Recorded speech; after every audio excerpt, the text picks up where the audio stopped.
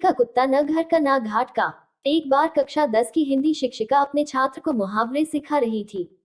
तभी कक्षा एक मुहावरे पर आ पहुंची। धोबी का कुत्ता न घर का न घाट का। इसका अर्थ किसी भी छात्र को समझ नहीं आ रहा था।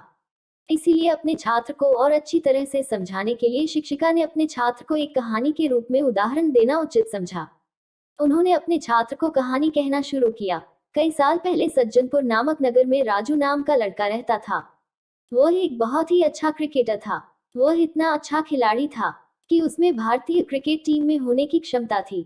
वह क्रिकेट तो खेलता पर उसे दूसरों के कामों में दखल अंदाजी करना बहुत पसंद था। उसका मन दृढ़ नहीं था।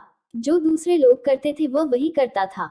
यह देखकर उसकी मां ने उसे समझाने की बहुत कोशिश की कि यह आदत उसे जीवन में कितनी भारी पड़ सकती है, पर वह नहीं समझा। समय बीतता गया और उसका अपने काम के बजाय दूसरों के काम में दखल अंदाजी करने की आदत ज्यादा हो गई।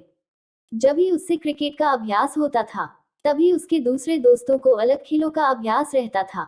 उसका मन चंचल होने के कारण वह क्रिकेट के अभ्यास के लिए नहीं जाता था, बल्कि दूसरे दोस्तों के साथ अन्य अलग अलग खेल खेलने जाता था। उसकी यह आदत उसका आगे बहुत ही भारी पड़ी। कुछ ही दिनों के बाद नगर में ऐलान किया गया।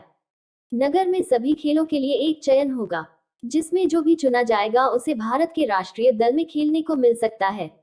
सभी यह सुनकर बहुत ही खुश हुए और वही दिन से सभी अपने खेल में चुनने के लिए जी जान से मेहनत करने लगे। सभी के पास सिर्फ 2 दिन थे। राजू ने भी अपना अभ्यास शुरू किया, पर पिछले कुछ दिनों से अपने खेल के अभ्यास में जाने की बजाय दूसरों के खेल के अभ्यास में जाने के कारण उसने अपने शानदार फॉर्म खो दिया था। 2 दिन के बाद चयन का समय आया। राजू ने खूब कोशिश की, पर अभ्यास की कमी के कारण वह अपना शानदार प्रदर्शन नहीं दिखा पाया और उसका चयन नहीं हुआ। वह दूसरे खेलों में भी चयन न हुआ, क्योंकि वे सब खेल उसे सिर्फ थोड़ा आते थे और किसी भी खेल में वह माहिर नहीं था, जिसके कारण वह कोई भी खेल में चयन नहीं हुआ। और उसके जो सभी दूसरे दोस्त थे, उनका कोई न कोई खेल में चयन हो गया, क्योंकि वे दिन रात मेहनत करते थे। अंत में राजू को अपने सिर पर हाथ रखकर बैठना पड़ा और वह धोबी के कुत्ते की तरह बन गया, जो न घर का होता है न घाट का। इसी तरह इस कहानी के माध्यम से सभी बच्चों को इस मुहावरे का मतलब पता चल गया। शिक्षिका को अपने छात्रों को एक ही संदेश पहुंचाना था कि वे जीवन में जो कुछ भी करे सिर्फ उसी में ध्यान दे और दूसरों से विचलित न हो, वरना वह धोबी के कुत्ते की तरह बन जाएगी, जो न घर का न घाट का होता है।